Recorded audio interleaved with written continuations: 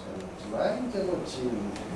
Então a universidade está no nosso DNA desde lá da origem, desde a oficina com os alemães que o festival trouxe, e aquilo nos influenciou de tal forma que quando eles foram embora a gente montou um grupo, que não sabíamos o que ia acontecer.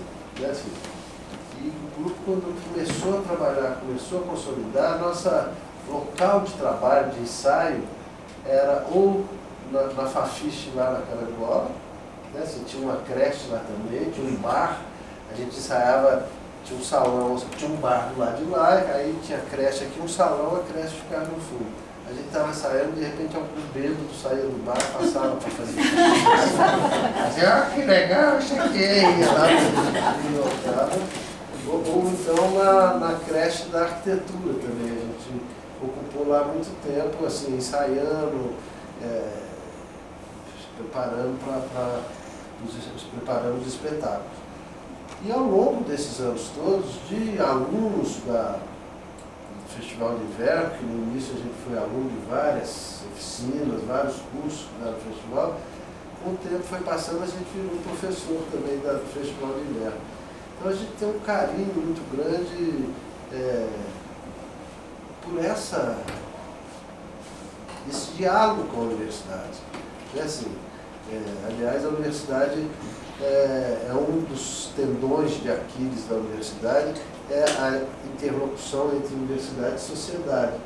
E nós somos, talvez, um exemplo de que isso pode render bons frutos, porque apesar dela ter acontecido muito de forma espontânea, não era nenhum plano nosso, nem da universidade, de estabelecer isso, mas isso foi acontecendo. Isso é uma prova de que quanto mais a universidade conversar com a sociedade, mais bons frutos poderão acontecer. Nadinha, por favor, esqueci seu nome. Hector. Boa tarde. Conversa com o Hector aqui, vai preparando. E aí, quando fui instado assim, a preparar uma conversa com a gente, na verdade, eu espero que seja um bate-papo sobre a importância da arte, da cultura, na transformação da sociedade, né? Assim, aí eu preparei uma fala relativamente rápida, assim, espero que seja rápida. Olha, quando o político fala assim, eu vou ser breve, vocês arrumam uma cadeira, porque de breve não vai ter nada, mas no meu caso, realmente, eu pretendo ser muito enxuto assim, nessa coisa, para a gente poder conversar um pouquinho mais. No final, eu vou mostrar um vídeo do Galpão Semiorto para vocês conhecerem um pouco do Galpão Semiorto. E fico muito feliz, viu, Chino, de esse aqui ser mais um encontro de esperança, boa tarde, dessa nossa parceria do Galpão Semiorto. O Grupo Galpão tem 43 anos de existência. Então eu já não sou tão novo assim. E o Centro Cultural, e a gente, ao longo da nossa existência, a gente viajou muito, conheceu gente do mundo inteiro, e toda essa experiência de formação, de compartilhamento, até de eventos, a gente tinha muita vontade de compartilhar isso com Belo Horizonte, com os artistas, com os amigos, com os fazedores de teatro. E a primeira iniciativa nossa, em 1990, foi realizar um Festival Internacional de Teatro de Rua. A gente faz teatro de rua até hoje, viu, Chico? Apesar do joelho já não responder muito, a coluna de vez em quando. Então, em 90, a gente fez o primeiro Festival Internacional de Teatro de Rua, que já nasceu como bienal. Em 92, a gente fez o segundo Festival Internacional de Teatro de Rua. E em 94, quando a gente ia fazer o terceiro festival, a prefeitura falou lá, bem-vindo, querido. Deixa eu tirar minha bolsa. Não, eu sei. Deixa eu ver. Porque eu estou esperando, vai chegar mais umas 20 pessoas. Mas é mesmo. Obrigada. Diz que quando põe no chão, o dinheiro. dinheiro vai embora. Daqui. Eu ponho ali, pelo amor de Deus. Aí Em 94, a prefeitura propôs uma parceria com a gente, era uma outra prefeitura, a gente começou com esse festival internacional, uma outra gestão, tinha mudado, aí essa nova gestão na época propôs uma parceria, a gente fez o primeiro FIT, Festival Internacional, mudou o nome, antigamente era Festim, e em 94 virou FIT BH, Festival Internacional Palco e Rua de Belo Horizonte. A gente fez essa parceria, foi um festival que as mídias do Brasil inteiro cobriram, foi uma novidade, foi muito forte para Belo Horizonte, foi muito forte, e foi um pouco bebendo das experiências internacionais que a gente tinha, e o FIT virou aí quando foi fazer o segundo FIT, a gente se desligou, teve um certo desentendimento, a gente se desligou, mas o FIT continuou até hoje, quer dizer, é um festival que entrou no calendário cultural de Belo Horizonte, de uma certa forma, que existe até hoje, ora está bom da perna, ora está muito ruim das pernas, ele é muito variável, sim, mas foi uma das ações do Galpão, inspirada nas experiências que a gente tinha tido, que ficou um legado para Belo Horizonte. Hoje, assim, o FIT deveria ser um evento muito importante, tanto do ponto de vista cultural, Belo Horizonte, mas também como do ponto de vista econômico. O FIT traz muita gente de fora, sabe, movimenta a cadeia criativa de Belo Horizonte, e que mostra que é um dos eventos que eu vou falar um pouquinho, que eu já falei, que é dessa relação da arte, cultura e sociedade. Né? Assim, mas aí assim, feito esse confete, dizer do prazer que eu estou aqui, estou até um pouco nervoso assim, de falar, depois desse currículo que ela falou, que é tudo fake. Possivelmente mandaram um currículo fake para ela. Eu não sou um palestrante de profissão, assim, sou ator, diretor de teatro, sou ator de vez em quando também. Eu não sou um palestrante, então não esperem de mim um acadêmico aqui falando para vocês, porque eu não sou isso, sou muito do empírico e da prática.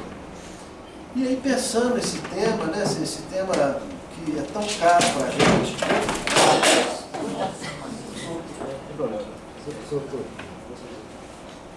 que é um tema tão caro para a gente que trabalha com arte, com cultura e mesmo com educação, a gente, principalmente quem trabalha com educação, se vê na boca dos políticos nas épocas eleitorais, né? Porque educação é importante, vamos dar prioridade à educação, e a gente, já com 66 anos de idade, a gente entende que isso é uma montanha russa. A hora está melhor, a hora está assim, esquecido, sem prioridade, etc.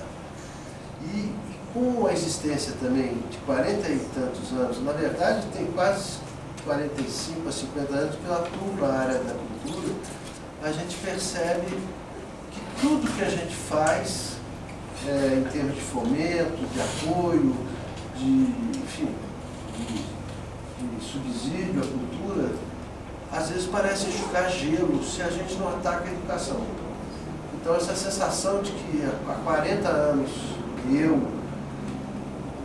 e as políticas públicas, enfim, e os movimentos enxugam o gelo, é porque nunca atrela muito a questão da educação como fundamental e nunca atrela isso à arte e cultura. Né? Assim, a gente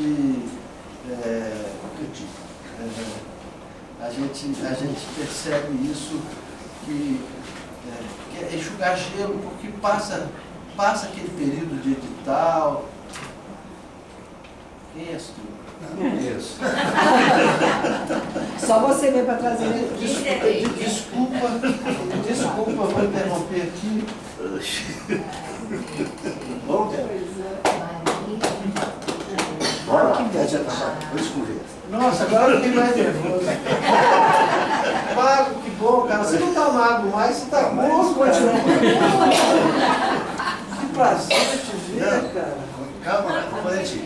Nossa, Na hora do anjo a gente bota rasga cedas. puxa vida. Não, Só você mesmo para fazer o mal. puxa vida, estou me sentindo agora com uma responsabilidade maior. Quando eu falo de 45 anos atrás, eu estou falando de Magrelo, de Maria Bela, de toda gente que faz, sei lá quantos anos eu então, fazendo um filminho aqui, então, com esse período de trabalho, a gente vê que essas políticas públicas, que ora é melhor, que ora é pior, que ora desaparece, ora tem gente querendo criminalizar e incriminalizar os artistas, né, a arte, a cultura. A gente passou por um período tão difícil recentemente que eu tive até depressão, assim. A gente vê que se não tiver atrelado à educação, e a educação, a arte, a cultura, a gente fica muito sujeito a esses intempéries. Né? Assim, eu brinco que é um equívoco dos empreendedores culturais, dos grupos do teatro, dos projetos, dos programas de cultura do governo, não atrelar com a educação, ou ter planos, ou ter projetos que de uma certa forma tenta aproximar arte, cultura e educação. É um erro estratégico, porque a gente só vai ser independente, à medida que a gente criar uma relação muito íntima, muito, vamos chamar, necessária para os dois lados, para o cidadão e para quem faz arte e cultura, de prioridade. Assim, quando a gente brinca, quando a arte e a cultura, enquanto ela não estiver no cardápio prioritário do cidadão, o cidadão vai preferir tomar uma cerveja na esquina do que pagar o ingresso para ver uma dança, ver um teatro, comprar um livro, ver um cinema. Então, assim, a gente passou por várias épocas da gratuidade, assim, teve épocas que a gente, ao invés de ser artista, eles queriam que a gente fosse mais um assistente social, a gente tinha que, para conseguir alguma verbinha, a gente tinha que ter planos de assistência social e não de criação propriamente dita.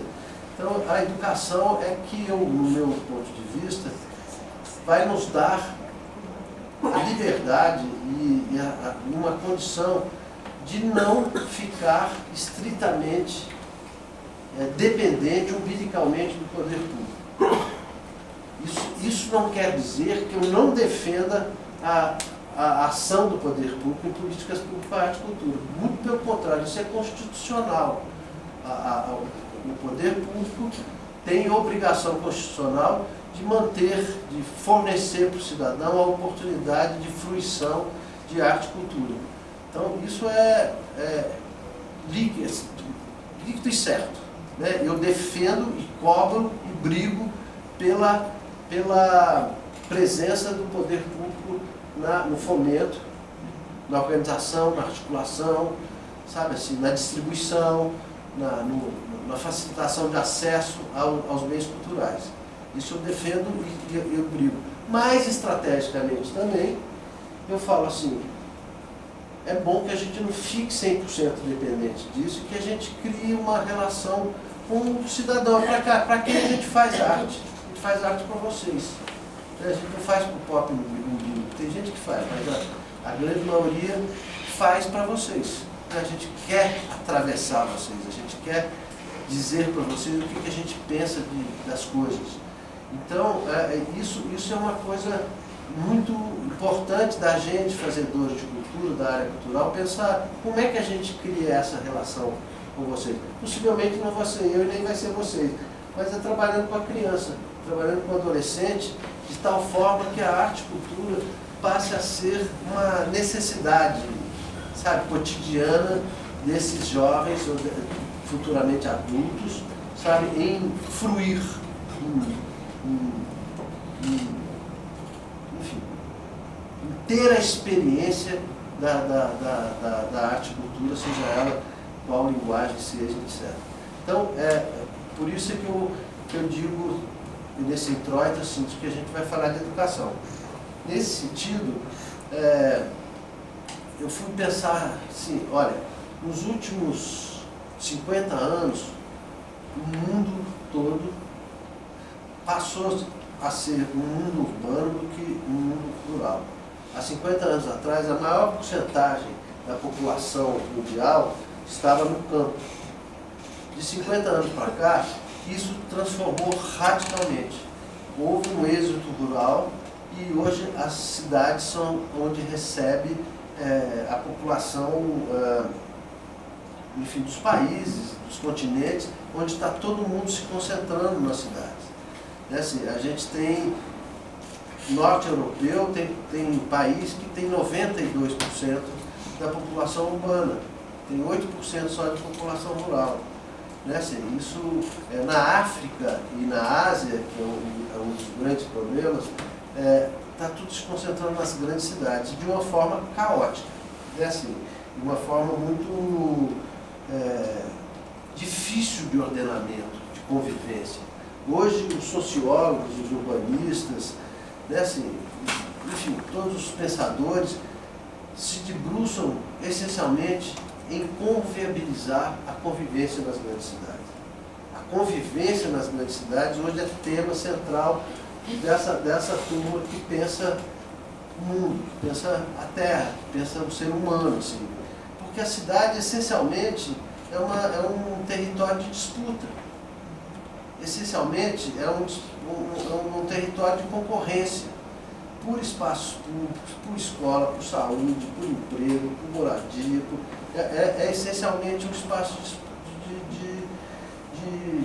vamos chamar de disputa e concorrência, né? Assim, que gera, principalmente no mundo hoje tomado pelo individualismo, pelo neoliberalismo, né? Assim, gera conflitos quase insolúveis, né? Assim, gera uma convivência muito pouco, vamos chamar, civilizada, né? Assim, então, esses pensadores, como fazer, viabilizar, preparar essas pessoas, essas cidades, essas políticas públicas para viabilizar a convivência urbana, né? Assim, nas grandes cidades, nas metrópoles, etc. Essa é uma questão hoje fundamental para esses pensadores, né? Questões como, né, assim, segurança pública, né, assim, questões como participação política, né, assim, no bom sentido de, sabe, de estar integrado a uma ação coletiva, um pensamento coletivo, a uma construção coletiva, né, assim, a participação política. Como que a gente ocupa hoje os espaços públicos? É possível a gente conviver em espaços públicos, está tranquilo conviver nos espaços públicos, né, assim, com essa visão, vamos chamar individualista, sabe, a gente só vê alguma pitada de solidariedade em tragédias, né, assim, normalmente a gente não vê nenhum movimento aonde solidariedade, aonde colaboração, aonde construção coletiva, aonde discussões coletivas aconteçam. A gente está vivendo nesse mundo polarizado, né, gente? A gente está vivendo um mundo que está difícil de conversar, está difícil de discutir. Imagina construir alguma coisa nesse sentido. E aí, a arte e cultura entra num ponto muito importante. Assim.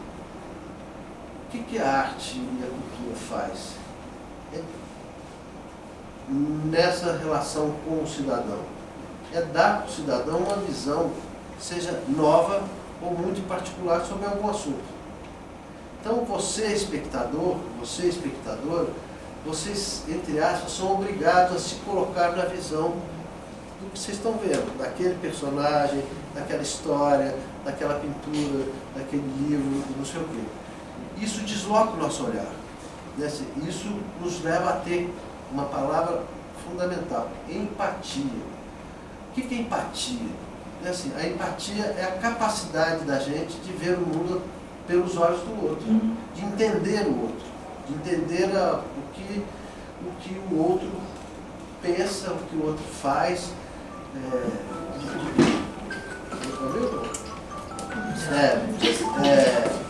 Pode tocar à vontade, não tem problema. Então, a empatia é isso, né? Assim, e a arte e cultura, ao deslocar esse olhar do cidadão, do espectador, ela faz com que ela treine, ou que ela seja capaz de olhar uma mesma coisa de outra forma, com outro olhar. E isso desperta perguntas, novas considerações, sabe? Desperta uma relação com aquele objeto ali, inovador para ela mesma. Ela começa a pensar, assim, o que significa essa questão. O Paulo Freire já dizia uma coisa que era muito interessante, assim, que aí eu estendo a arte e cultura. O Paulo Freire dizia assim, que a educação não transforma o mundo. A educação transforma o indivíduo. E o indivíduo, sim, transforma o mundo. Paulo Freire era a nossa... Não é à toa que ele foi tão perseguido recentemente. Era o nosso norte.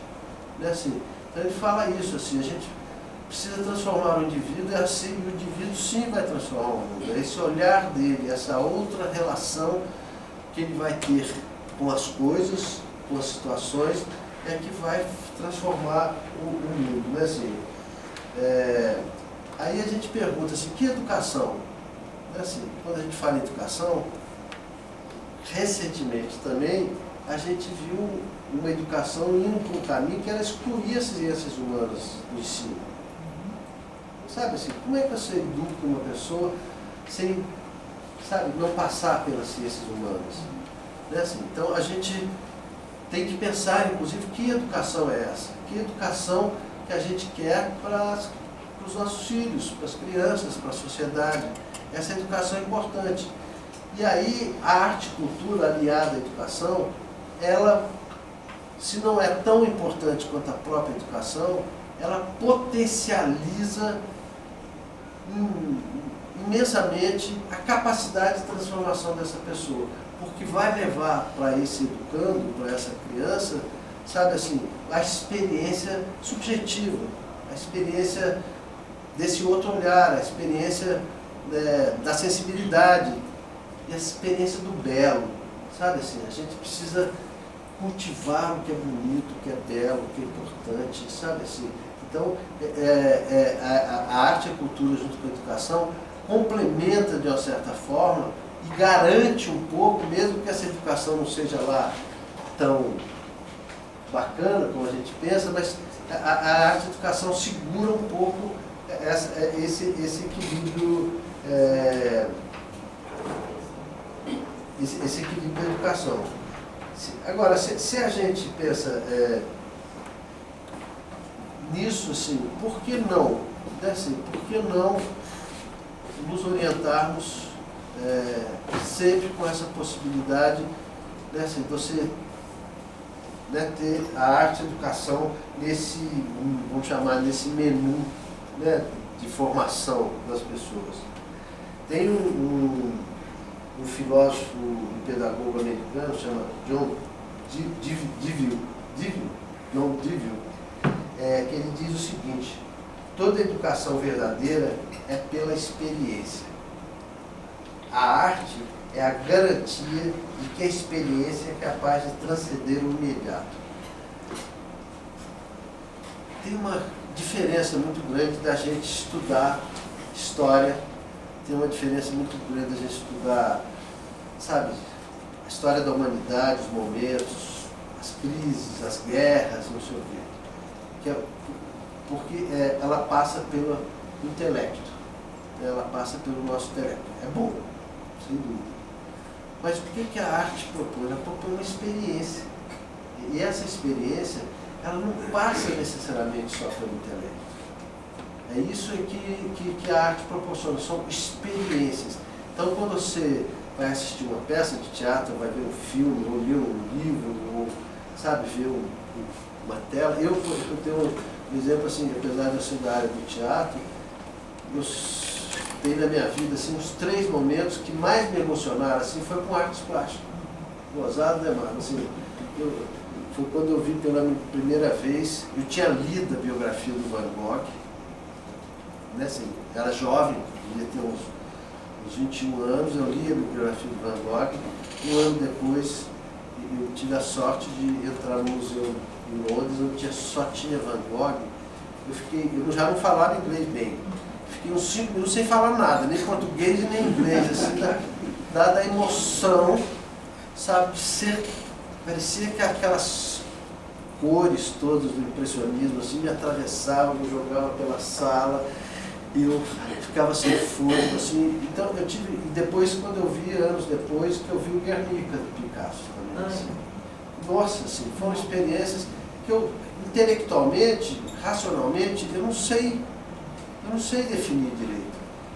Mas aquela emoção, até hoje eu lembro aquele estado de revelação.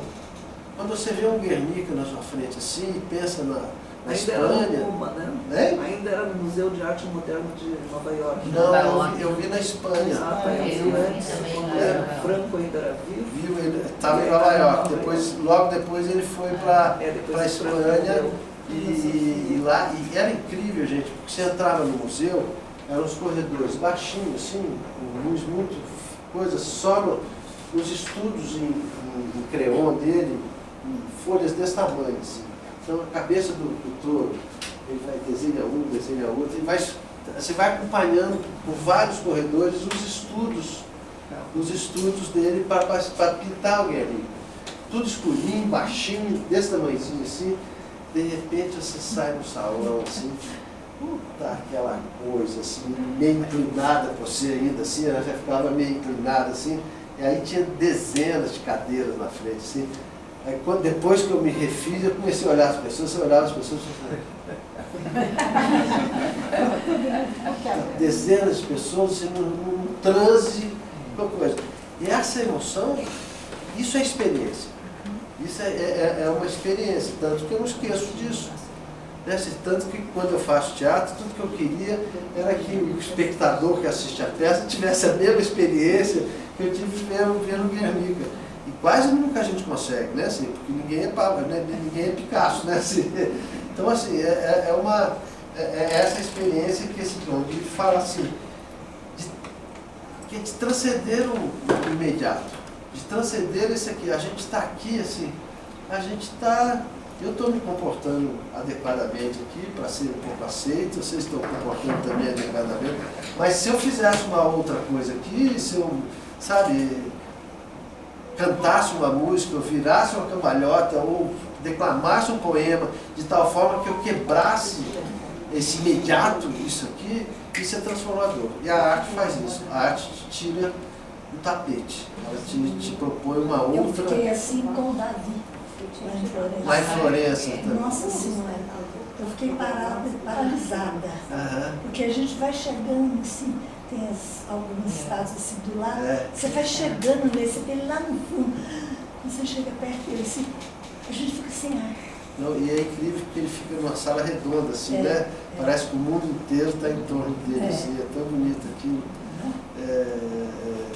Eu lembro disso também, assim, já tive a oportunidade de ver o Davi, mas ele não me emocionou muito, porque eu já tinha visto muito ele em fotografia, sabe? Aí mas ao vivo é a coisa. É outra coisa, é uma experiência. Assim, mas é muito legal. Também tem o Goya, acho que é o Goya que teve uma fase meio louca, assim, até a pintura dele teve a fase escura, que aí depois que ele sarou dessa semi-loucura dele, ele ficou lá e eles deram uma cúpula de igreja para ele pintar, falaram, faz o que você quiser,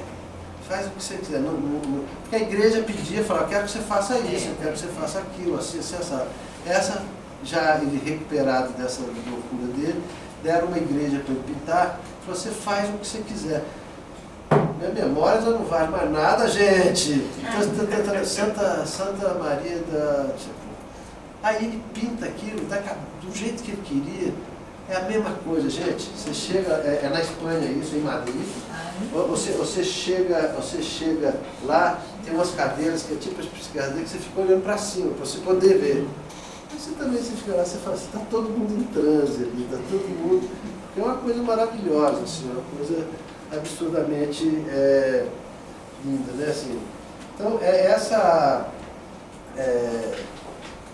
essa experiência e que esse John Dewey aqui, ele fala sobre isso, assim. E o Paulo Freire também, ele disse assim, que ao ter essa experiência, você tem uma nova leitura do mundo. Né? Assim, estou colando aqui, uma nova leitura do mundo. E essa nova leitura do mundo é que muda a sua forma de agir sobre o mundo.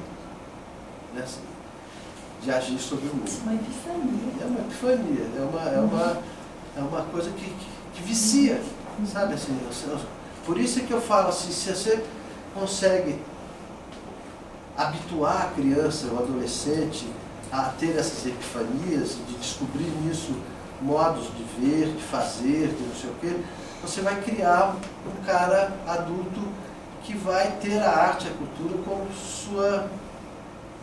prioridade na sua vida. E essa prioridade, aí sendo muito financista, interesseiro, é essa dependência que vai fazer enfiar a mão no bolso e pagar o ingresso. Ir no teatro, comprar um livro. E esse ingresso que ele paga é que não vai nos fazer um pouco menos dependente do poder público ou de qualquer coisa que seja. Né? Assim, de equilibrar essas relações. Né? E essa, vou usar a sua palavra, essa epifania, né? Assim, que a gente experimenta com a arte e cultura, isso nos libera o imaginário. Aí a gente chega num ponto que eu acho importante. O imaginário. A gente começa...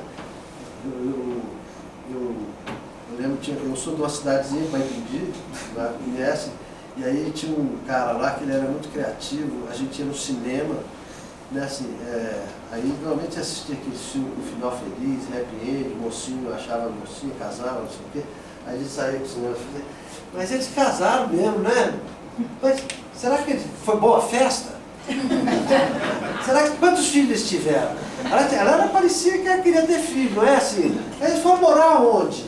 Será que eles foram criar cavalo ou foram criar boi? Sabe assim? Então o cara saía, sabe, recriando aquela história toda, que libera o imaginário.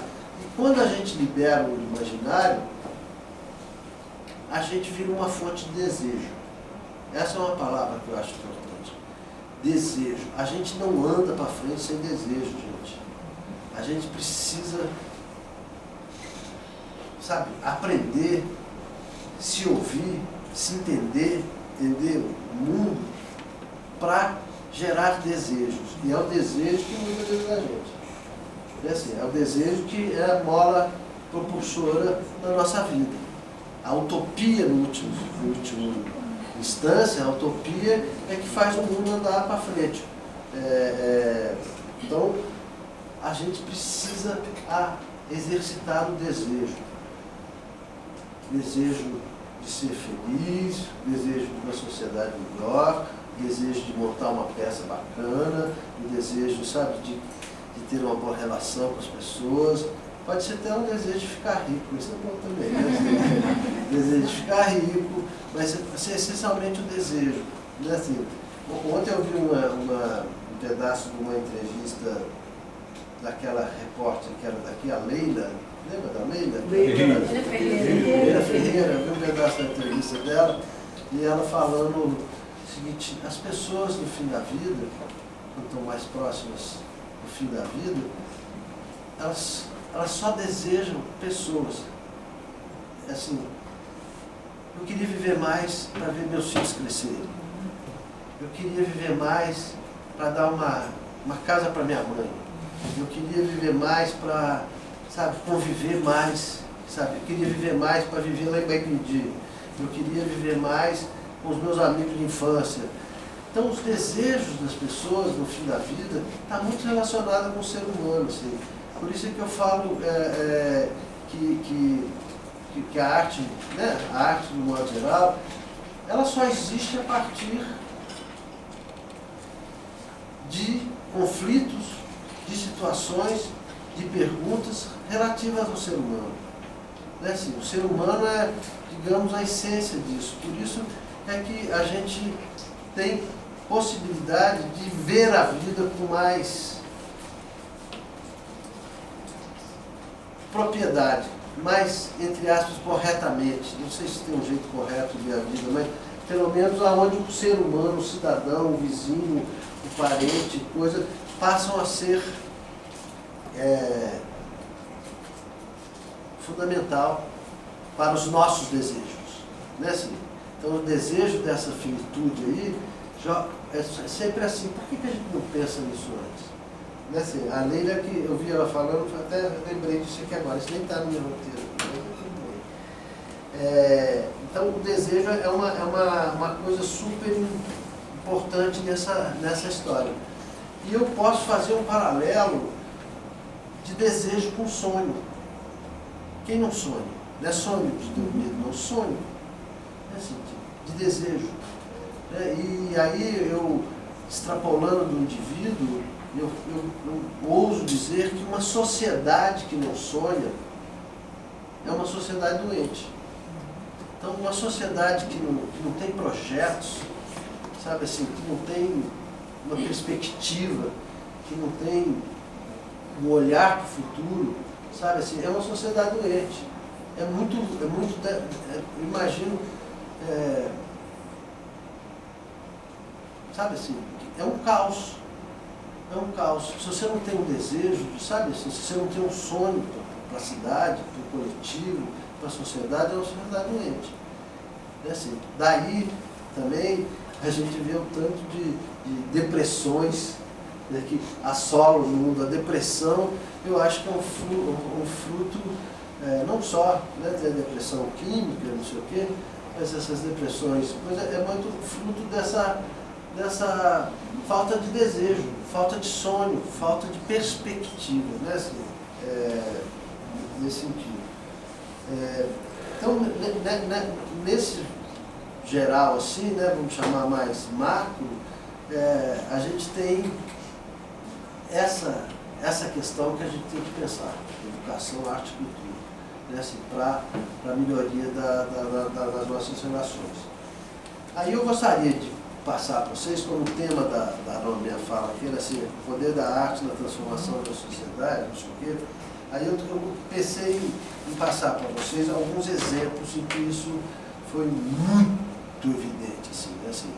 E depois eu vou passar uns do Galpão, que são mais curiosos, assim, são mais não sei o quê, mas primeiro se a gente pega a experiência de Medellín na Colômbia. Né? Assim, não sei se vocês conhecem, já viram falar da experiência de Medellín? Cartel de Medellín. Cartel de Medellín. Na década de 90, Pablo Escobar e o cartel de Medellín estavam em Medellín. É uma cidade muitas vezes parecida com Belo Horizonte, porque ela é cercada de montanha, a cidade fica aqui no fundo, e essas encostas todas eram de favelas, né, que estavam invadindo a cidade. E ela foi a cidade na década de 90 mais violenta do mundo. Eu fui lá, e aí tinha casos assim, à medida que a economia se afundava, os meninos ficavam desempregados, a única forma de trabalhar era com o tráfico. Para você entrar para o tráfico, você pegar um posto, você tinha que matar alguém. E quanto mais próximo fosse esse alguém, mais alto o emprego que você não matava. Então tinha um menino matando irmão para conseguir um posto alto. E matava gente assim no centro da cidade, matava pai, matava irmão, matava vizinho. Chegou nesse ponto absurdo assim, de violência em Medellín, para eles se acenderem no mercado das drogas lá.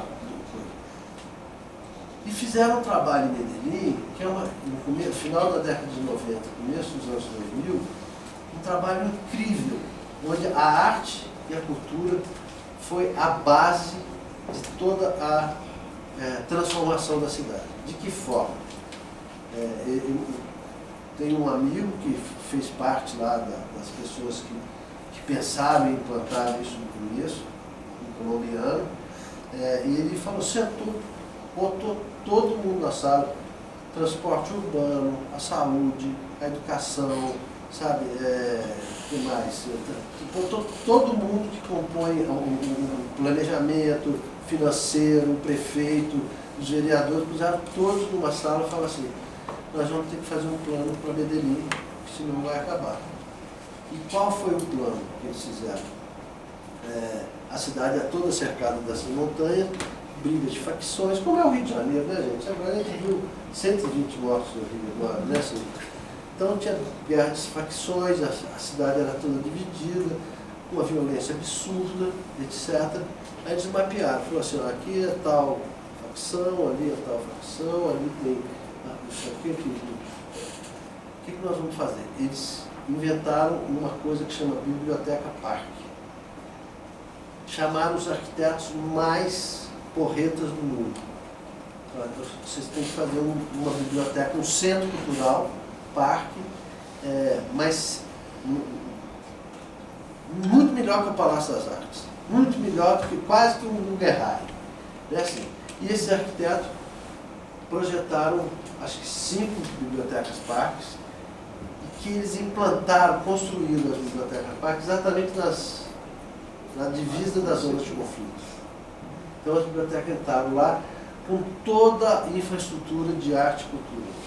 Tudo que vocês podem ver. Essas bibliotecas parques tinha teatro, tinha cinema, tinha biblioteca, tinha sala de aula para dança, para não sei o quê. E as bibliotecas, algumas tinham algumas características específicas, respeitando as características da região da cidade. Então construíram 5 bibliotecas parques que cercaram a cidade no morro. Então você chega na cidade embaixo assim, você olha o morro, de repente você vê um monumento lá em cima e uma biblioteca parque. Eu não sei, eu até desconfio que eles construíram isso com o dinheiro do tráfico. Eu perguntei para esse amigo meu, ele ficou meio assim, eu falei, onde é que vocês arrumaram tanto dinheiro para fazer isso? Só que a biblioteca parque era um pretexto para construir estradas, para construir hospital, para construir escola, é famoso lá aquele bondinho, né, que você sobe para a favela, lá virou turístico. Tem uns bondinhos que dão acesso ao transporte urbano. Aí o Rio de Janeiro, o Rio de Janeiro, só que eles, como é que é, escuta a coisa e acho que vai fazer igual, vamos fazer bondinho, vai resolver o problema da violência lá no Morro do Alemão. Aí constrói o bondinho no Rio, acho que está parado há anos aqui, constrói o bondinho, só que o bondinho era se não chegasse com essas coisas todas, não aconteceu no Rio, não aconteceu nada. Então, eles chegaram com tudo, com saúde, com educação, com transporte, com sinalização, com informação. Então, essas bibliotecas parques eram, como é que fala, o centro, o pretexto, o centro de tudo. Então, para chegar na biblioteca precisa ter rua, precisa ter ônibus, precisa ter um bondinho, tem que ter saúde, tem que saber. Então, eles chegam com o Estado, chegam com o poder público nessas regiões e constrói essas 5 bibliotecas parques pela cidade. Pablo Escobar foi para Cali na época. A cidade hoje não tem violência, ou muito menos violência. Claro que também passa por essas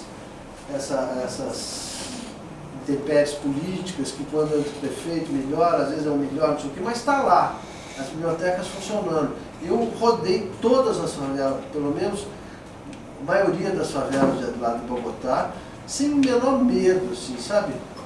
Passei de bondinho, fui não sei o quê, e no bondinho consegui conversar com alguns moradores, o senso de orgulho que eles têm, sabe assim, a autoestima que gerou na cidade, sabe assim, a prazer que eles têm de mostrar ali, tem, sabe assim, um grupo de hip hop, ali tem não sei o quê, aqui tem uma escola, eu moro ali, sabe, eu desço, assim, mudou, é uma experiência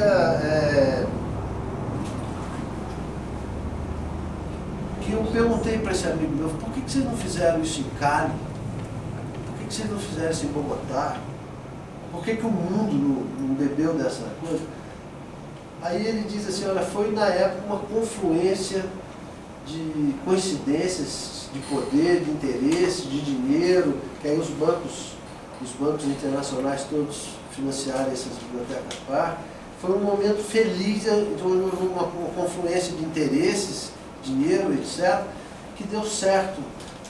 Em Bogotá já não houve isso, eles tentaram, Bogotá já está muito melhor hoje, mas eles tentaram fazer igualzinho e não rolou, sabe assim.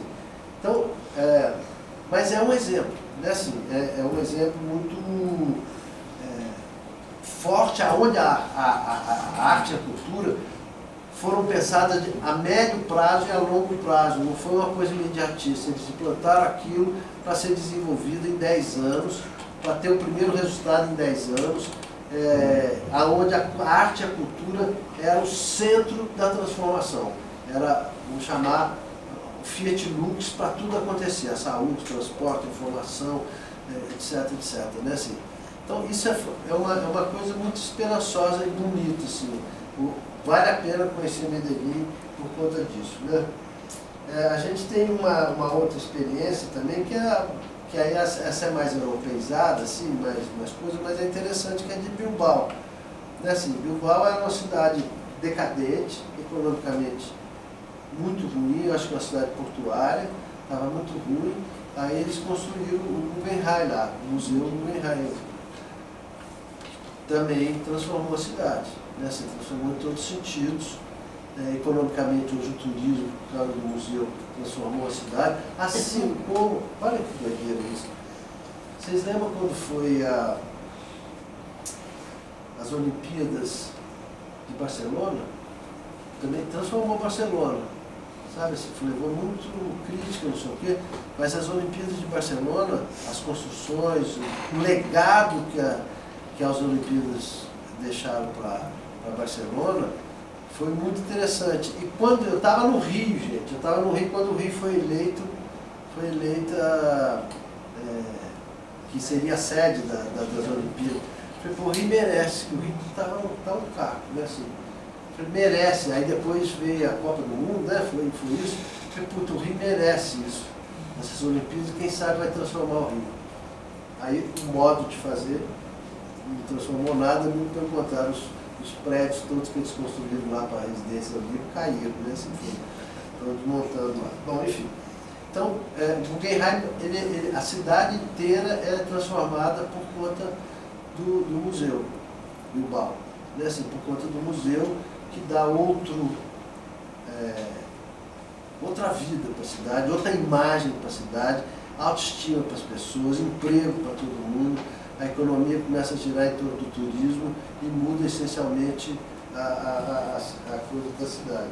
Você tem outros exemplos, né? Assim, para não ir muito longe, a favela da Maré, aqui no Rio, também tem um trabalho muito interessante chama, acho que, redes de ações da favela da Maré, que também transformou significativamente a favela da Maré no Rio de Janeiro.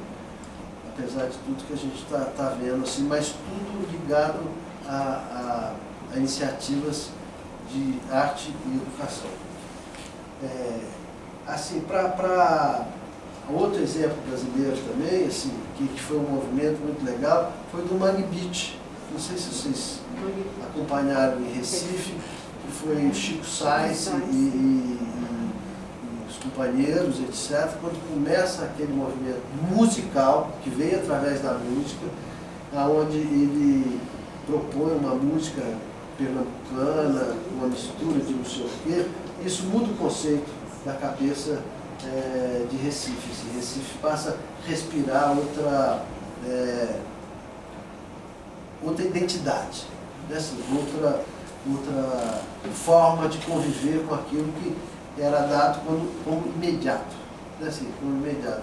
Aquilo imediato lá deles passa a ser fonte de criação, de recriação, de identidade, de sobrevivência, etc, etc. E aí, para contar só um casinho do galpão, assim, aí eu vou contar esse caso do galpão por conta de uma coisa que fundamental nessas políticas públicas, principalmente de educação e cultura. Porque educação, arte e cultura não é nada para amanhã. Não é você construir uma ponte que daqui a 3, 4 meses o viaduto está pronto. O retorno da educação e da arte e cultura é um retorno de médio e longo prazo. Então, por isso é que os políticos às vezes também não se interessam, porque eles querem retorno agora para se eleger daqui a 2, 3 anos. A educação é a longo prazo, sabe assim, não tem nada imediato. E aí entra uma questão que é a continuidade. Assim, a continuidade. Nós lá do Galpão Cine Horto, assim, a gente tem consciência disso, que a continuidade das nossas ações é que nos permite, ou que vai nos permitir, uma série de coisas. Entre elas, por exemplo, criar um calendário cultural.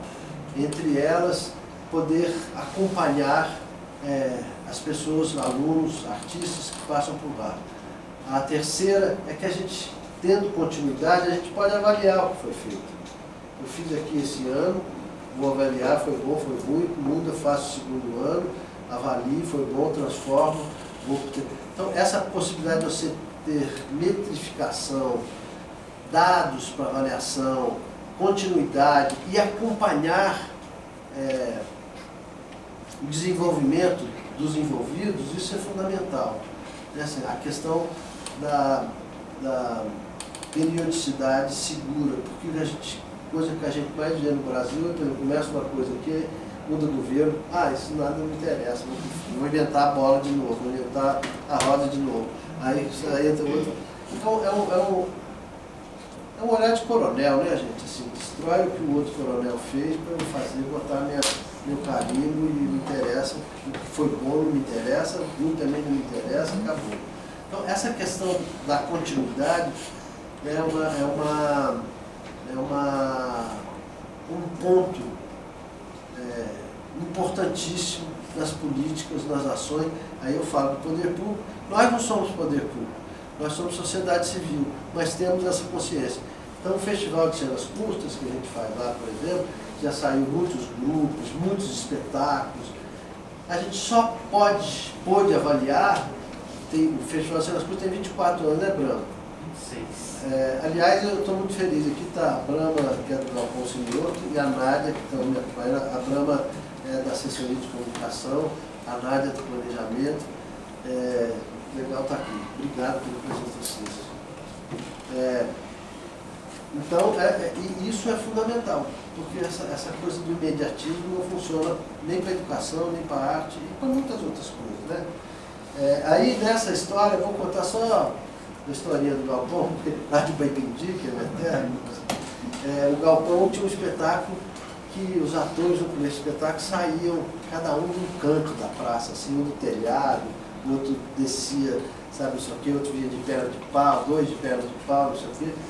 E um dos atores era o Toninho, baixinho, que ele sempre descia, sempre as praças que tinha uma igreja, ele descia de corda da torre da igreja. Então ele aparecia lá na torre da igreja, tocava a corneta, jogava uma corda lá de cima, e ele descia sem cinto, sem segurança, sem nada, descia.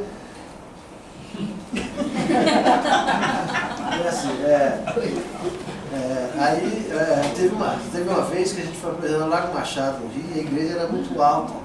E o Toninho mediu a corda. Aí o Lago Machado inteiro, assim, o Toninho aparece lá em cima, assim, toca a corneta, não sei o quê, a hora que ele joga a corda, ele não viu, porque ele estava lá em cima. A gente que estava embaixo, a gente viu que a ponta da corda ficava uns 3, 4 metros do chão. E ele lá em cima não viu, porque ele jogou assim, ele pegou a corda e veio descendo na corda. Aí todo mundo... Aí quando ele percebeu o que estava acontecendo, ele veio descendo, nós ficamos embaixo, ele foi descendo, assim, até segurar no último gol da corda, que esticou o braço para diminuir, ele é baixinho, diminui pouco da marca, porque o Toninho tem 1,5 metro, assim, os 2 metros, ele segurou na ponta da corda e soltou, e a gente pegou ele embaixo. Assim. Mas o Toninho, aí o Toninho tinha essa descida da igreja, e vai pedir uma cidade católica, portuguesa, histórica, que tem uma igreja bem na praça, com toda esse lado da igreja, né? Assim, que, né? enfim, o sino só toca para o enterro, ou para chamar para a missa, ou quando tem incêndio também toca. Aliás, tem um documentário muito legal, acho que a Maria já conhece, chama A Linguagem dos Sinos.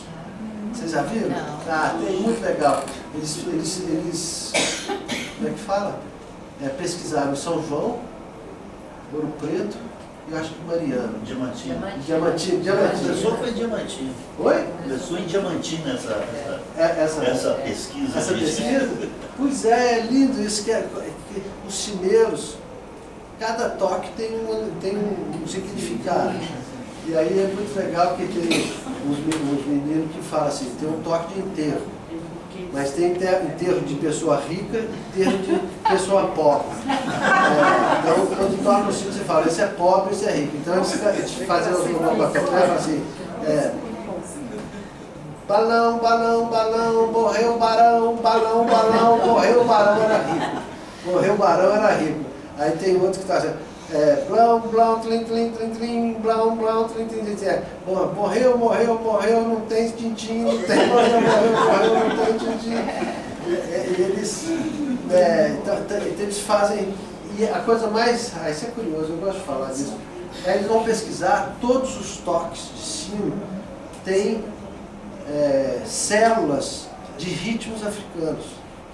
Assim, cada toque, um músico Chiquinho de Ouro Preto, não sei se vocês conhecem, o Chico que foi um músico pesquisador, então ele fala, esse toque aqui tem de candomblé, isso aqui é de não sei o quê, ele tem matrizes de ritmos africanos. Mas aí vou continuar nessa história que é bonitinha demais. Aí, cara, aí tem essas linguagens do sino, aí morre um papa depois de muitos anos, um desses últimos papas aí. Bicho, foi uma polêmica, porque como não morria papa, tinha um toque que era para a morte de papa. Só que como tinha muitos anos, ninguém tinha tocado. Aí foi uma briga no cinema, não, toque de morte de papa é assim, pode a pau, não, é assim, tem melhor. Na outra é assim, foi uma discussão na cidade. E os meninos na época, vocês lembram que cidades históricas tinham aqueles postes de ferro no meio da rua, vocês lembram disso? E os meninos treinavam para ser cineiro, treinavam a tocar sino no poste de ferro, pegava 2 gravetos de metal assim, então, e treinavam no poste, aí arrancavam os postes. Os meninos não tinham onde dentro. Aí um menino descobriu que botijão de gás, extintor de incêndio é uma maravilha. Aí esse menino todo andava na cidade com botijão de gás. Muito legal. E tem um sino, não sei, acho que foi aqui em Diamantina ou se não foi São João, que um dia o sineiro estava tocando. O sino é tratado como gente, né, gente? Assim, o sino vai pedir quando toca o sino, o Jerônimo hoje caprichou, hein? O Jerônimo é o sino, não é o sineiro que tocou, o Jerônimo hoje foi bom, está inspirado. Aí outras, tem os nomes Mateus, Jerônimo e mais um outro nome lá que eu não lembro. Então é tratado como gente. Aí um sino em São João uma vez, o cara foi coisa do badalo, o sino soltou e caiu na cabeça do sujeito. Matou o cara lá embaixo, São Paulo. 6 meses depois, o sino foi em julgamento, foi condenado a ficar 2 anos sem tocar. Em silêncio. O sino já estava sem matar. O sino foi condenado a 2 anos de silêncio. Mas eu estou falando tudo isso para vocês verem a importância do sino na cidade. O Toninho lá em Baipendi, quando foi lá para a torre da igreja e desceu, a igreja tem um sino imenso, é um Jerônimo, um grande, raro, acho que só tem em São João, Diamantina, não sei aonde, tem um sino lá, chama Jerônimo. Embaixo do Jerônimo tem uma sacadinha, um púlpito assim, que só o bispo da campanha, o bispo da igreja católica de campanha, só o bispo da campanha que aparece, que esse púlpito abre para ele rezar a missa da sexta-feira da Paixão, fazer a pregação dele lá no corpo. Fora isso, a porta fica fechada. Era do bispo aqui lá. O Toninho me veio lá do lado da igreja, sabe assim, pega o sino, pega o badalo do sino e toca um samba no sino. bate o sino como se fosse um samba, tocando corneta, não sei o quê, e o povo alucinado. Desce mais um pouco, para no púlpito do bispo, abre a porta do bispo e faz um discurso de corneta, até conversa com o povo de corneta da... Como eu sou da cidade, e conheço as pessoas, convivo com as pessoas lá, quem assistiu, e principalmente os moradores da praça ali, o churrasqueiro, o barbutinho, o povo todo, falou assim: nossa, aquele dia, aquele menino que subiu na varanda do bispo, hein? Ah, que maravilha, hein? O bispo conversou. E o sino toca samba, gente, sabe assim? Como que muda, sabe? A Igreja Católica, que é muito sinônimo de opressão, que só tem uma linguagem, que só toca para enterro, chamar para missa, não sei o quê. Um lugar que só tem um discurso único do bispo falando, gente, reza e sabe não sei o quê, para você ir para o céu. E isso ressignifica esse espaço do corpo. E ressignifica e abre para o olhar das pessoas outras possibilidades. Por isso é que é muito legal se fazer teatro na sala de aula, porque a sala de aula, às vezes, é muito rígido, só tem um significado. Eu aprendendo lá, alguém falando para mim, ensinando, não sei o quê. Quando você cria outras atividades na sala, a sala passa a ter outro significado, outras possibilidades, e o prazer de estar, sabe, de fluir daquilo, muda completamente aquela relação, que normalmente é uma relação para a criança e para o jovem. Não é fácil, tem que ir para a aula, tem que aprender, tem que não sei o quê, passa a ter uma outra relação com esse espaço, que é um espaço público. E para finalizar um pouco essa nem sei quanto eu falei aqui, mas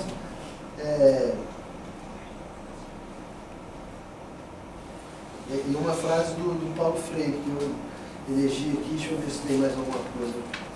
Acho que basicamente seria essas coisas, mas ele fala assim: nós poderíamos dizer que a arte transforma a cidade porque transforma o desejo de quem vive nela.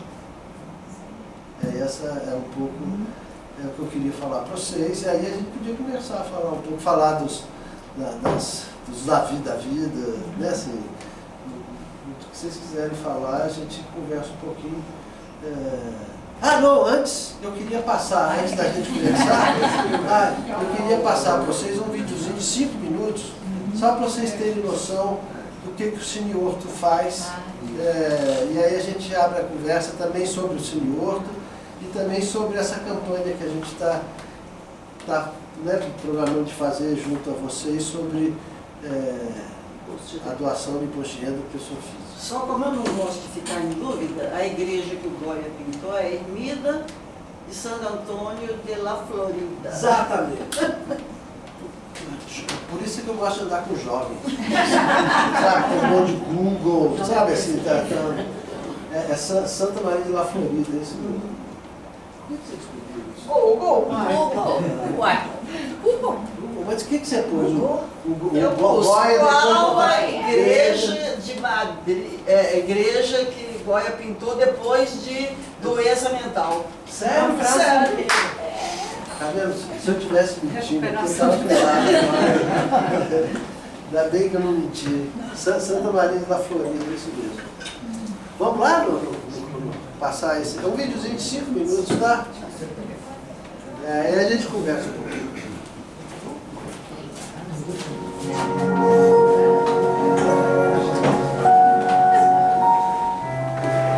Chegamos ao final de 2024 com muito a comemorar junto de vocês, público, parceiros e patrocinadores. Mais um ano de continuidade e fortalecimento dos nossos objetivos em promover encontros, debates, formação, pesquisa, lazer e entretenimento, sempre com nosso carinho e portas sempre abertas. Somos uma importante fonte econômica e geradora de renda da região leste de Belo Horizonte, além de proporcionar ações sociais e cidadãs. Esse ano, festejamos a 25ª edição especial do Festival Cenas Curtas.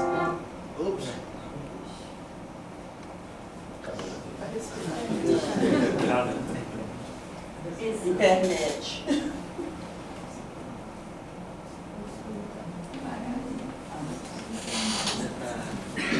Esse aqui é o sino, né? Alguém tocou o sino aí?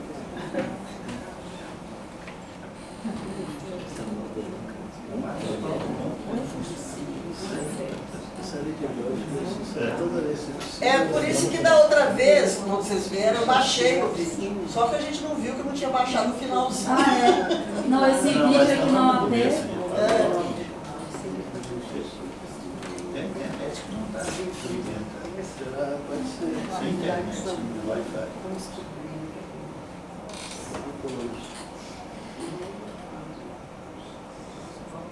Esse ano, festejamos a 25ª edição especial do Festival Cenas Curtas. Parando no lugar.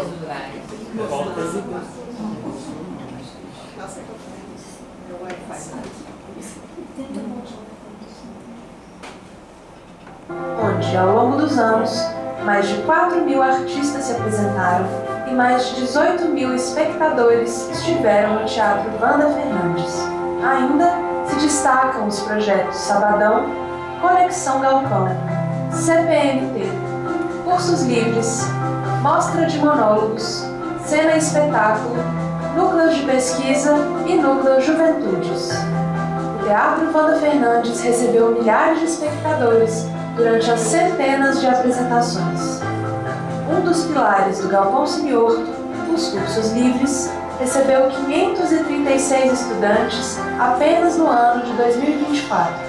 217 pesquisadores estiveram presentes nos núcleos de pesquisa de cenografia, figurino, dramaturgia, realização audiovisual, performatividades queer, performatividades negras e, conectados com a periferia leste de Belo Horizonte, realizamos também os núcleos de iluminação, videoclipes e Mulher Preta em Cena como parte do projeto Núcleo Juventudes. O Festival Cenas Curtas foi a prata da casa, celebrando 25 anos de história. Recebemos mais de 160 inscrições e foram selecionadas 16 cenas de palco e 3 cenas de rua de todas as partes do país. Os rolês pelo Corredor Cultural Leste animaram as noites do evento, que recebeu mais de 1.500 pessoas em 7 dias. A cena vencedora do prêmio Cena Espetáculo, Azedo, vai estrear em 2025 no Teatro Wanda Fernandes. A Mostra de Monólogos, em sua 5ª edição, contou com 9 cenas e 454 espectadores. O Conexão Galpão, projeto que apresenta teatro aos estudantes e forma professores de escolas públicas, teve a participação de 2.247 crianças e adolescentes da Grande BH e do interior de Minas Gerais. O Sabadão realizou 7 encontros, envolvendo mais de 300 pessoas, promovendo aulões, palestras e discussões sobre temas ligados às artes cênicas. Com os Jogos de Afeto, conseguimos nos aproximar também de dezenas de pessoas idosas, em 5 espaços de acolhimento em diferentes periferias da cidade. O CPMT, Centro de Pesquisa e Memória do Teatro do Galpão Siniorto, especialista na preservação, difusão e memória no campo das artes cênicas, manteve suas atividades e completa 20 anos em 2025, com sua biblioteca, videoteca, CEDOC e revista Subtexto a todo vapor. Em 26 anos, foram 40 projetos realizados de forma continuada com o objetivo de fomentar, formar, democratizar, descentralizar o acesso, pesquisar linguagens e preservar a memória do teatro. O Centro Cultural Galpão Siniorto acredita na educação, na arte e na cultura como poder transformador da sociedade. No Instagram, somos mais de 25.000 pessoas. Nossa casa já recebeu mais de 3.000 apresentações, 15.000 espectadores anualmente e 500.000 pessoas no total dessa trajetória. Seguimos brilhando com todas as estrelas que fazem parte dessa constelação.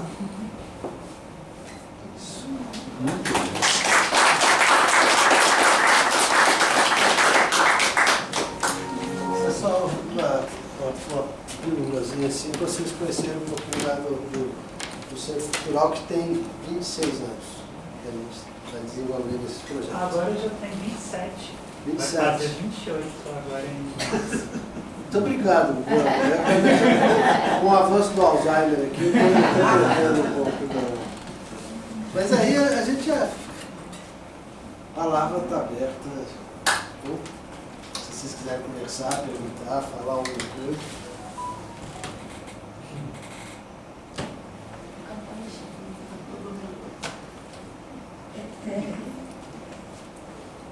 Eu vou falar um negócio que está parecendo que é autopromoção, mas não é nada. Eu passei 3 meses em Londres de bolsa. Fala mais alto para eles ouvirem. Eu tive uma bolsa em Londres, uma vez, de 3 meses, uma bolsa de estudos. Em 3 meses eu assisti 24 peças. Então, uma das coisas que mais me encanta, a minha experiência de Londres, mas eu imagino que a Europa toda tenha esse incentivo. Eu fico pensando, comparo com o Brasil, e eu fico pensando assim, a quantidade de empregos que gera essa cultura. Porque se você pensar nos artistas, no diretor, na iluminação, no cenarista, e vai por aí, que eu nem sei, que eu não sei esses meandros do teatro, eu não conheço, eu sou só uma espectadora. Mas eu fico pensando, o quanto de emprego que gera essa cultura e o que traz para a população. Porque os teatros de Londres são... Nunca fui a um teatro de Londres que não estivesse lotado. Quer dizer, a população toda lá. É a população que foi criada para gostar disso, né? E eu fico pensando, em que geração nós vamos conseguir isso aqui para nós? É muito triste pensar nisso, mas ao mesmo tempo a gente tem a esperança de influenciar um pouquinho assim, no núcleo familiar, né? Todo mundo fizer uma pequena influência, às vezes ajuda a crescer esse pouco. Essa coisa, existe, eu acho, uma miopia, principalmente dos economistas, né, que traçam as políticas públicas aí. A cultura, ela gera ela gera 3,5% do PIB, mais do que a indústria automobilística, nessa situação de desamparo que ela vem vivendo. Assim. Você imagina se tivesse um investimento, não por nenhum desejo nobre, não só pensar desejo econômico, de aumentar emprego, sabe, uma atividade que é praticamente autônoma, né? Assim, muito de difícil sobrevivência, ela gera mais PIB do que a indústria automobilística, que tem IPI, que tem isenção de não sei o quê, que não sei o quê, não sei o quê. Eu acho que merecia ter um olhar mais atento dos economistas, né? Assim, de quem planeja enfim, a economia do país, né? Os investimentos, as prioridades, os recursos, etc. Então é muita gente que trabalha com cultura e gera isso. Uma outra coisa, aliás, eu vou entrar nesse assunto um pouquinho, que é essa tentativa de campanha com vocês, assim. Hoje, a parte da cultura, o galpão especialmente, o galpão Senhor, a gente vive da Lei Rouanet, basicamente. Lei estadual, de incentivo à cultura, um pouquinho da lei municipal e lei federal, que é a Lei Rouanet. Então a gente depende... Como é que funciona? Não sei se vocês conhecem, é muito simples. Você tem meu projeto lá, eu apresento para o Ministério da Cultura. O Ministério da Cultura fala, olha, o seu projeto tem interesse público, você está praticando, tem vários pré-requisitos de ingresso a preços populares, você tem retorno social, você não tem sei o quê, então o seu projeto está apto a captar. Carimba lá, você bota o projeto debaixo do braço, aí vai procurar uma empresa que tem imposto de renda. As empresas que têm imposto de renda no Brasil hoje são só as grandes empresas. As pequenas empresas, as pequenas trabalham com tal de lucro presumido que não pode ser usado na Lei Rouanet. Então só as grandes empresas têm o lucro, como é que chama? Lucro real. Né? Você tem lucro real. Aí você vai lá com o seu projetinho debaixo da coisa. Se o seu projeto, vamos chamar, ideologicamente contra a Petrobras ou contra a Volkswagen, se seu projeto não tem visibilidade, que daria um ator da Globo, ou um projeto que está no Rio e São Paulo, que está debaixo da mídia, não sei o quê. Se seu projeto é muito experimental, ou seja, o que é de formação, o que é experimental, o que é vanguarda, isso quase não tem chance de captação. Então capta quem tem projetos que se enquadra nesse desejo meio de marketing da empresa. É um desejo de marketing, de visibilidade, de retorno. Eles não querem polêmica, eles não querem não sei o quê. Então você vai e capta nessas grandes empresas. A gente, aí tem muitos que captam, o Galpão consegue captar, o senhor também. Aí o que a gente está querendo fazer com vocês? É assim, que é pela Lei Rouanet também, só que ao invés de ficar dependendo de uma grande empresa, se a gente faz parcerias com algumas entidades como a de vocês, em que a pessoa física doa no projeto via Lei Rouanet, vocês podem doar até 6% do seu imposto devido. Então, se você vai pagar para o fisco lá R$100, você pode doar para o senhor R$6. Se for R$1.000, você pode doar R$60. Se for, então, aí a gente dá um recibo para você. Só que, qual que é o problema maior disso? No primeiro momento, você tem que depositar isso em dezembro. Aí a gente dá um recibo para vocês, a gente tem uma plataforma lá que facilita tudo. Você entra lá, preenche lá a coisa, já resolve, já vem um recibo para você. Quando você for fazer o imposto de renda em março, abril, você só apresenta o seu recibo, você deixa de pagar esse imposto devido para o governo e você sabe onde é que está sendo empregado, nesses projetos aqui. E a gente ainda tem essas contrapartidas que a China falou um pouco antes, assim, eu estou aqui conversando com vocês, a gente está fazendo um curso de teatro aqui para associado, o ano que vem tem possibilidade de apresentar coisas na festa para as crianças, filhos, netos de vocês. Na comemoração dos 30 anos da UAP. Na comemoração dos 30 anos. Então a gente vai bolar tipos de retorno para a associação, que em última instância é para vocês. Né, assim, Os retornos individuais. Oi? Os retornos individuais. E tem retornos individuais também para quem doa. Então, assim, de acesso a cursos lá no Cine Horto, de ingressos no Cine Horto, que é individualmente. Você, como doadora, você tem... Então, a gente vai apresentar um programinha para vocês que sistematiza isso. E essa é uma forma, primeiro, da gente ficar mais independente dessa coisa das empresas. Segundo, de criar uma relação direta com a cidadã, que tem um cabelo muito bonito. Um contato direto com o cidadão. Estreitar essa relação com a gente direta com vocês. Né, assim, e vocês,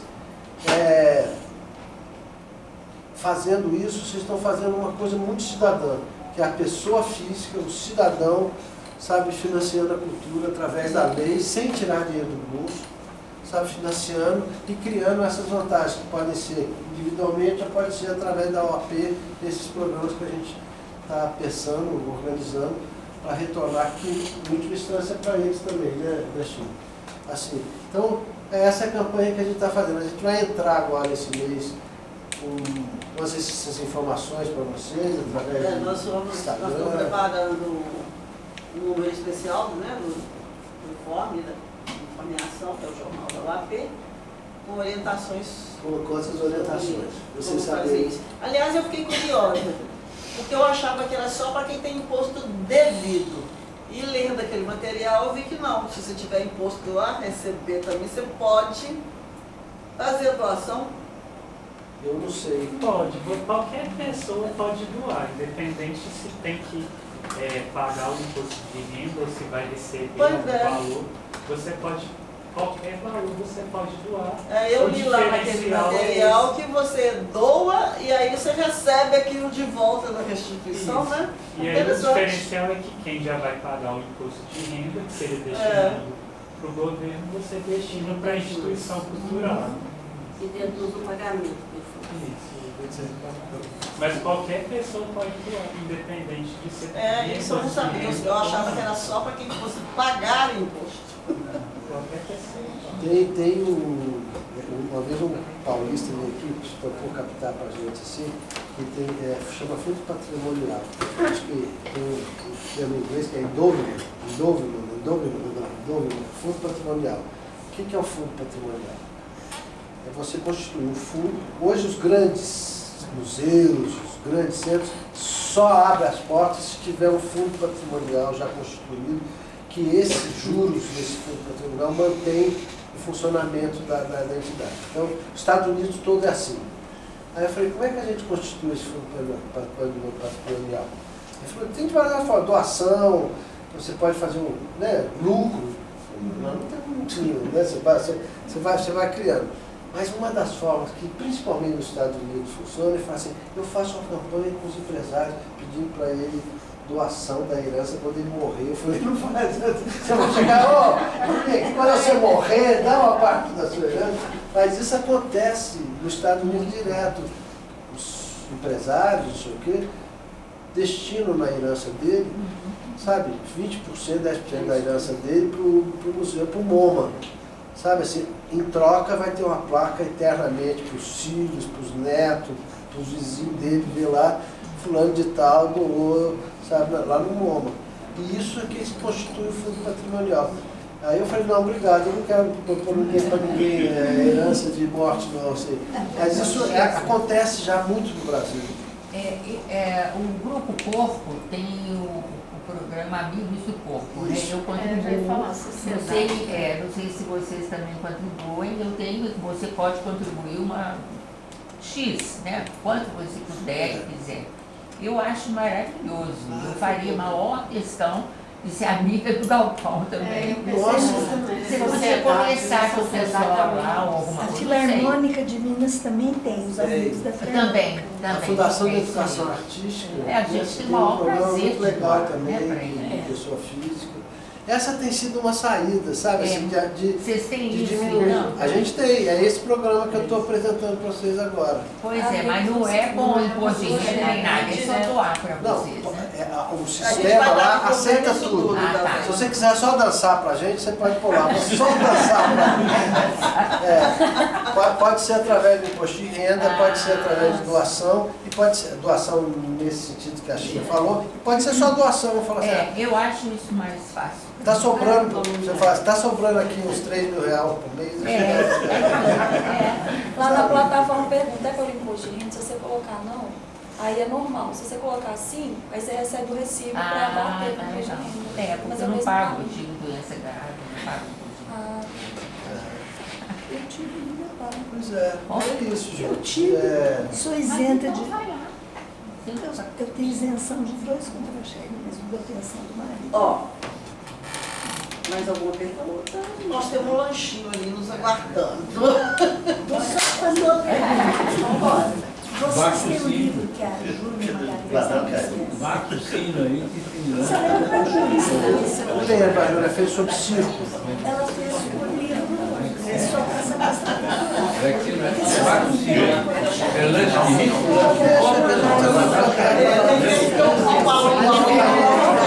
A Júlia é da letras ou a Júlia era uma E aí o bate-papo pode continuar ali no